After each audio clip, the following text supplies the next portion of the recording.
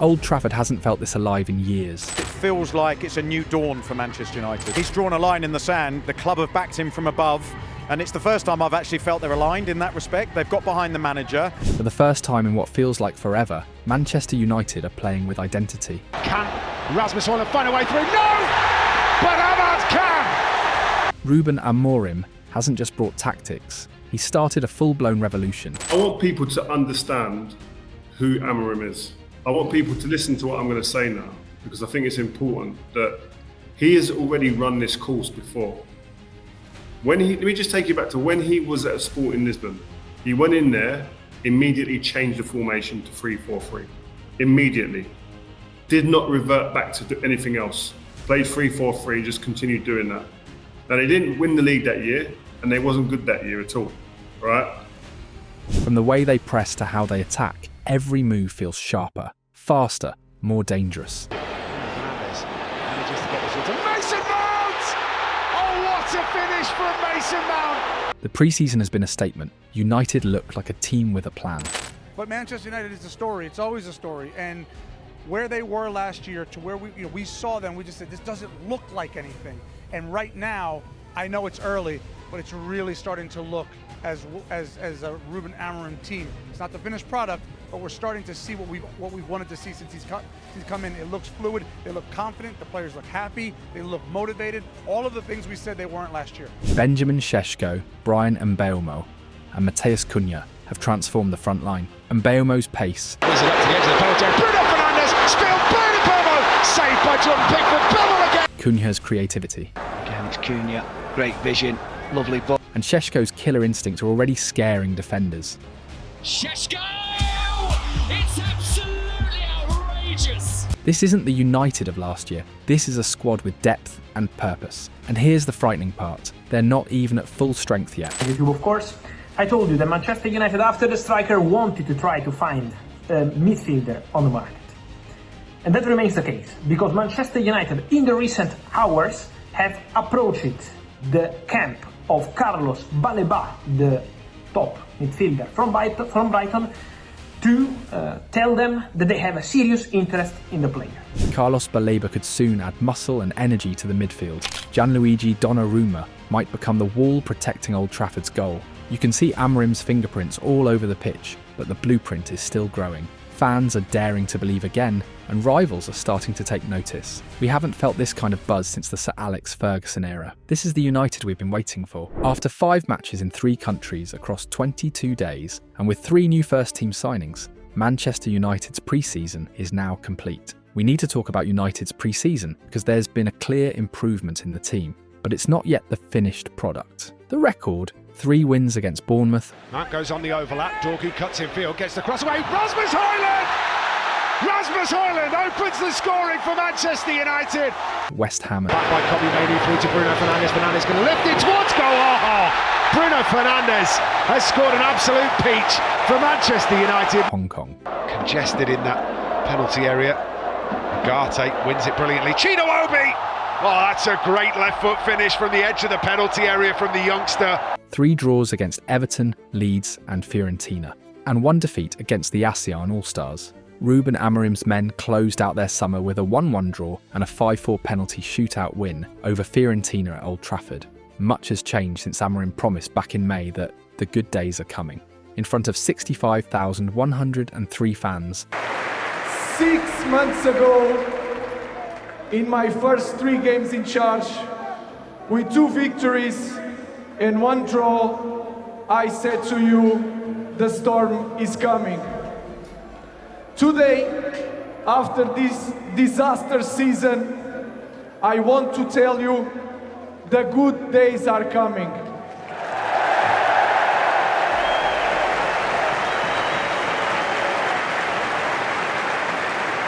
United played with confidence, but not quite the quality to make them top 5 favourites just yet. If we finish in the top 8 from 15th, we've done well. That's mad. Yeah, it's where we are. It's mad because I remember you lot were laughing at us. You're talking about berating. I remember when Mikel came and he was finishing in their mad position. They was like, what's going on? Everyone's laughing.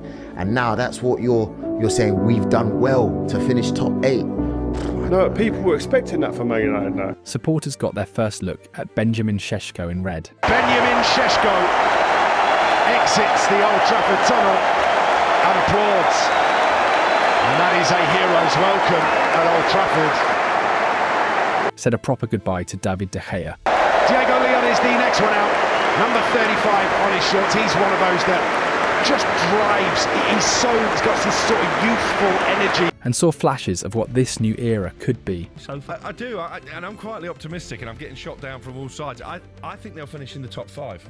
Against Fiorentina, Amorim went with his 3-4-3. Altay Bayindir in goal, Maguire, Euro and Heaven at the back, Bruno Fernandes and Casemiro in midfield, Amad Diallo and Patrick Dorgu on the wings, and a front line of Mason Mount alongside new boys Matheus Cunha and Brian Mbeumo. In the second half, the changes came thick and fast. Shaw, Dalot, Mainu and De Ligt replaced Heaven, Mbeumo, Casemiro, and Maguire in the 72nd minute. Dalot shifted to right wing back. Amad pushed up to the number .10 role. In the 83rd, Ugarte came on for Mount, with Fernandes moving over to the left number 10 slot. Fiorentina struck first in the 8th minute, Simon Sohm punishing defensive lapses from a corner. Well, this is going to be knocked in. It's come all the way through and it's smashed home. United levelled in the 25th. Here's the corner, swung in, challenge, back post goal!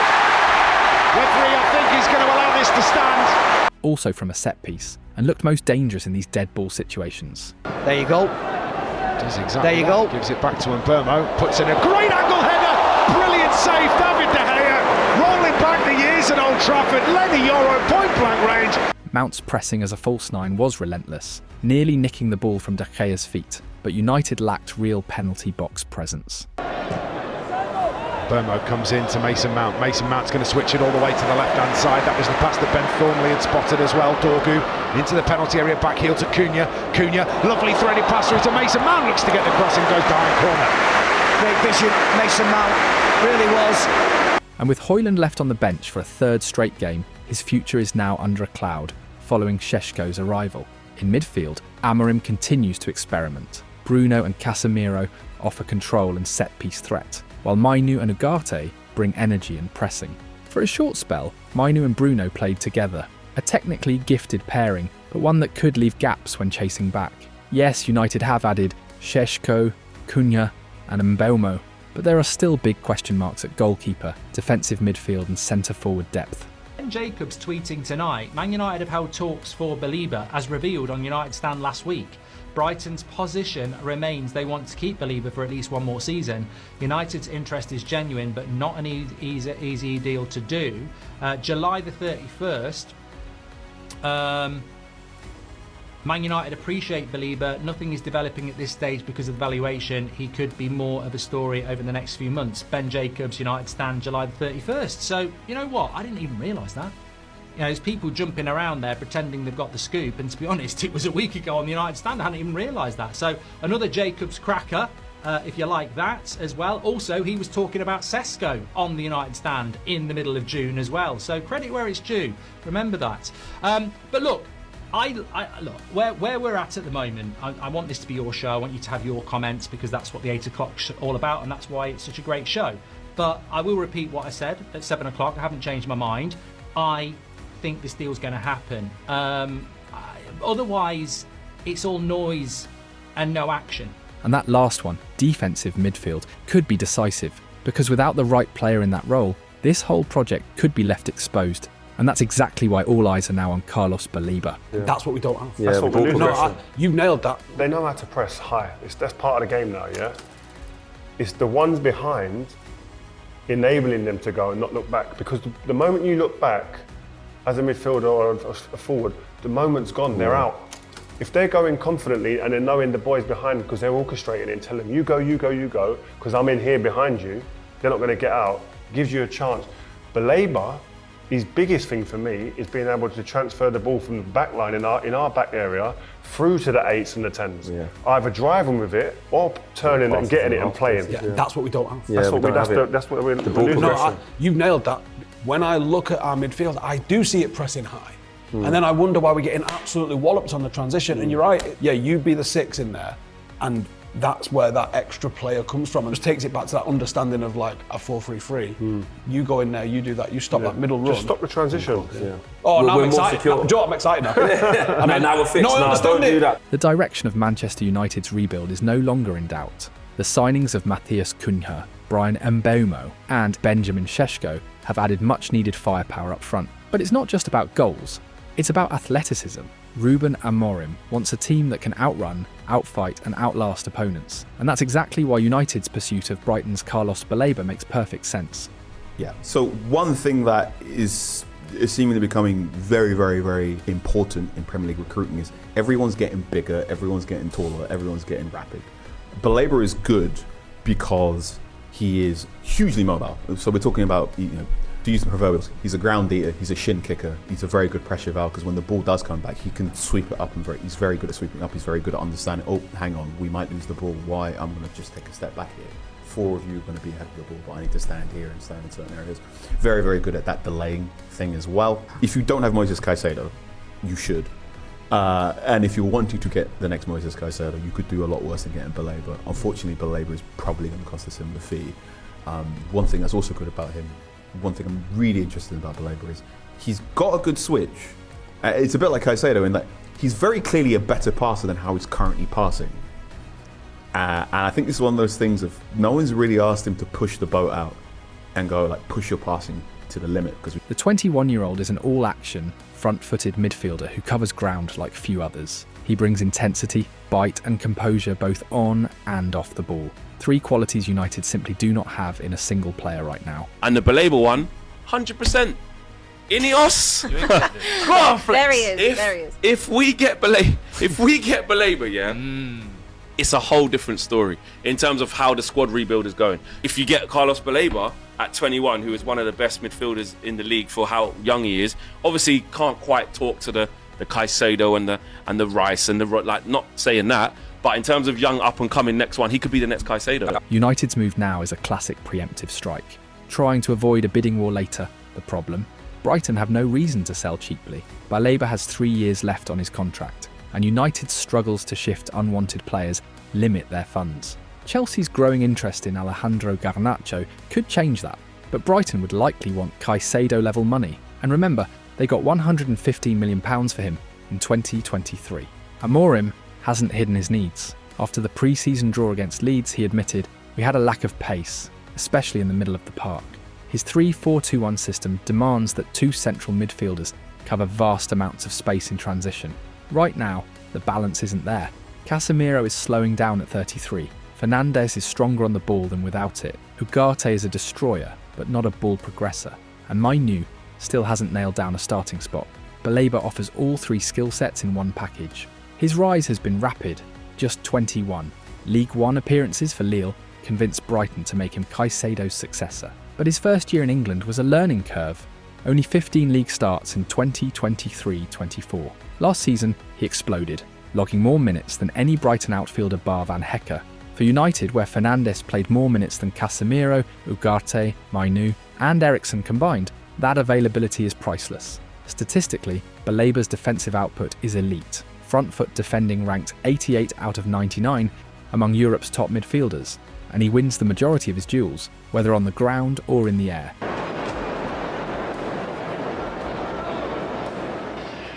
His style is a hybrid of Caicedo's relentless tackling and Bissouma's dribbling flair. Add the fact that he's left-footed, and you've got a rare commodity. His press resistance is already among the best in Europe for under-23 midfielders.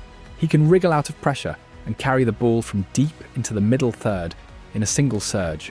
Exactly the trait Amorim needs when playing with a back 3 and fewer passing options ahead. Baleba even filled in as a left centre-back last season when Brighton had injuries. Proof of his defensive awareness and positional flexibility. United fans saw it firsthand at Old Trafford, when he dropped between the centre-backs, took the ball off Van Hecke and split United's defence with a pass for Matoma to create the opening goal. He's not perfect. His bravery on the ball can lead to costly turnovers, and his aggression has earned him 8 yellow cards and 2 conceded penalties last season. But Brighton boss Fabian Hutzler summed him up best. He brings physicality and a good balance between defence and control in possession. He can score, he can defend. He has a bright future if he stays grounded. Brighton have already sold Bissouma, Mac Allister and Caicedo to the Premier League's elite. Baleba is next in line. Whether United can get him this summer is unclear, but the demand for his profile across Europe's elite is only going one way, upper. There's still the question of what will happen with Benjamin Sesko for the season opener against Arsenal. In theory, Ruben Amorim could give his new striker time to settle into life in Manchester, but with Rasmus Højlund's future up in the air. Can I ask what the club have told you about their plans for you for this season? Whether you'll be the same status as the leading number 9 or what they've told you? Nothing so far. I think the most important for me is just to keep working hard and stay focused, and then obviously we'll see what happens. I think my plan is very clear, and that is for me to stay and fight for my spot, whatever happens. Sesko may be thrown straight into the deep end. Another option would be to use Mason Mount again as a false 9, or hand the role to someone else. Matheus Cunha has logged more pre-season minutes for United than Højlund, Mbeumo and Chido Obi, but the Brazilian's not a natural centre-forward. Sesko's blend of physical power and blistering pace will trouble Premier League defenders, and once the summer window closes, he is expected to become a regular starter. Amorim's twin tens, Cunha and Mbeumo, should thrive alongside him, especially given Sesko's knack for playing on the last shoulder of the opposition's defence. While some have drawn comparisons between Sesko and Erling Haaland, his style may actually resemble another striker who was on the pitch at Old Trafford on Saturday, Fiorentina's Edin Dzeko. Both are tall, intelligent movers with a knack for linking play as well as finishing. Signing Sesko is a bold roll of the dice for United's recruitment team, and next week, Amorim may gamble again by starting him in one of the most high-pressure fixtures of the season. If Sesko starts and delivers, United's attack could transform overnight. And truth be told, Ruben Amorim simply cannot afford to leave a player of his profile on the bench for such a high-stakes opener against Arsenal. Yes, his scoring record isn't quite Erling Haaland's, but Sesko's an exceptional forward cut from the same mould. At 1.93 metres, he shares the exact height and explosive pace of the Norwegian. Can I ask what the club have told you about their plans for you for this season? Whether you'll be the same status as the leading number 9 or what they've told you? Nothing so far. I think the most important for me is just to keep working hard and stay focused. He can play with his back to goal, hold off defenders, bring teammates into play, and act as a target for long passes, crosses, and set pieces. And just like Haaland, he can explode past a marker in the blink of an eye. His top speed last season in the Bundesliga, 35.69 kilometers per hour, ranked 26th out of 492 players, and in the previous campaign he was 15th. That acceleration makes him a nightmare for defenders in open space, especially on the counter-attack. Arsenal will push high, and in those moments, Sesko's pace could turn a defensive clearance into a one-on-one with the goalkeeper in seconds. Looking for Sesko, finding him, and he has found a magnificent finish! We saw it time and again at Red Bull Leipzig, a club second only to Eintracht Frankfurt for counter-attacking goals in the Bundesliga since last season began. Sesko scored 5 of them in 2 years, third in the league behind only Lois Openda and Omar Marmoush. The most recent came in a 3-3 draw against Bayern Munich, racing away from Eric Dier to meet a Xavi Simons pass, before smashing a first-time finish past Jonas Urbig from distance. Slip from Urbig, shoot, he says! Oh my goodness! And he's not just dangerous in space. Unusually for a player his size, Sesko is a skillful dribbler who can wriggle past defenders in tight areas.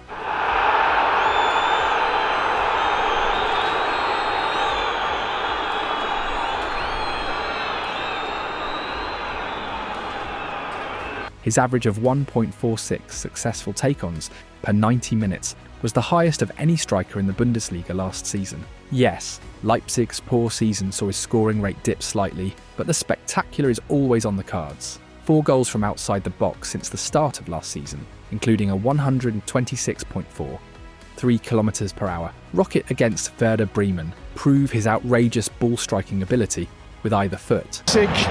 Sesko! And then there's his aerial dominance. A former basketball player, Sesko has the leap and timing to win almost anything in the air. 8-headed goals in 2 Bundesliga seasons put him behind only Harry Kane, Sergio Guirassy and Tim Kleindienst in that period. Against the Premier League's best defence, this is exactly the type of player you start. Just like João Pedro proved at Chelsea, top quality signings can have immediate impact. Palmer João Pedro, it's 3 and Chelsea are running away with the FIFA Club World Cup final. United have bought a forward who can change games instantly. The only question is whether Amorim can put him on the pitch to do it from the very first whistle against Arsenal. On paper, everything looks promising. The squad feels stronger, the style of play sharper, and the mentality finally aligned.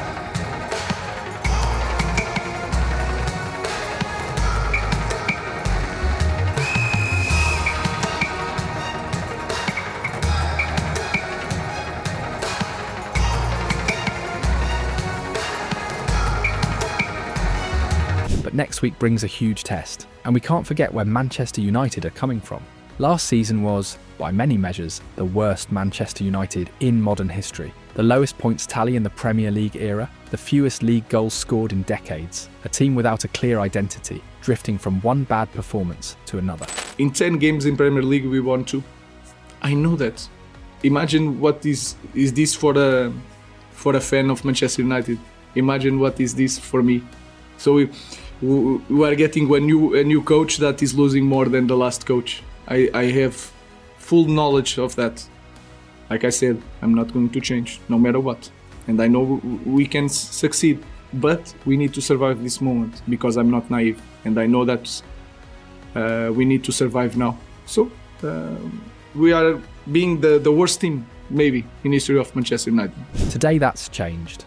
Under Ruben Amorim, there's finally a footballing idea at Old Trafford. Patterns of play, pressing triggers, a structure that actually makes sense. This rebuild is still in its early days and patience will be key. But if United keep showing this level, they could absolutely finish in the Premier League's top 5. The start will be brutal. In the first 8 league matches, United will have already faced Manchester City, Chelsea and Liverpool. It's a run that will push this squad to its limits. They've gone through a lot of pain. There's still more pain to come. I still think top 10 has got to be the ambition, not top 4. So we're not getting carried away at all. But given where they were last year, the chaos and the lack of identity, the lack of right players in the right positions, they've still got a long way to go. But my goodness. But unlike in recent years, this team will compete. They have the tactical framework, the energy and the talent to go toe-to-toe with England's elite. The coming weeks will be intense, emotional, and if things click, incredibly exciting. United will stand up to the challenge, and we'll be hoping for the best from a club that finally looks ready to fight again. The first 8 Premier League matches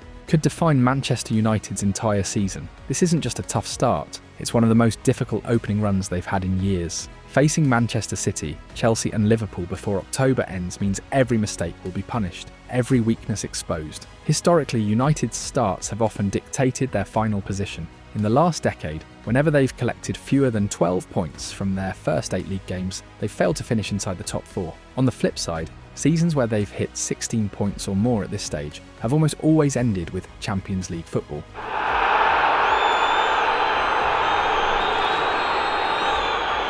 This time, there's a new variable, Ruben Amorim's tactical revolution. United have looked sharper in pre-season, but pre-season is a safe playground. The Premier League is a battlefield. Against Arsenal, City, Chelsea and Liverpool, Nottingham Forest. Amorim's pressing schemes, quick transitions and build-up patterns will be tested under maximum pressure. The problem you've got if you look at the fixture list, Man United's fixture list is horrendous the first 6 games. It's tough. Very tough. So all this good work that we're seeing and we're hearing about and coming out at a club, and that, what I saw could be undone within the first 6 games if it doesn't go well. So that's going to be an important factor. The two have to marry up. You can't have one and then the results don't follow. You need both of them to kind of marry up, and then you can say, you know what, actually, Man United are in a better place, and I can see the benefits of the pre-season and the work on the grass. If United survive this gauntlet with momentum intact, they won't just be in the conversation for top 5, they could send a message to the entire league that Old Trafford is once again a fortress. But if the opening run goes wrong, the rebuild could be forced into damage control before it even gets going. This isn't just a start to the season, it's a statement period, and everyone will be watching.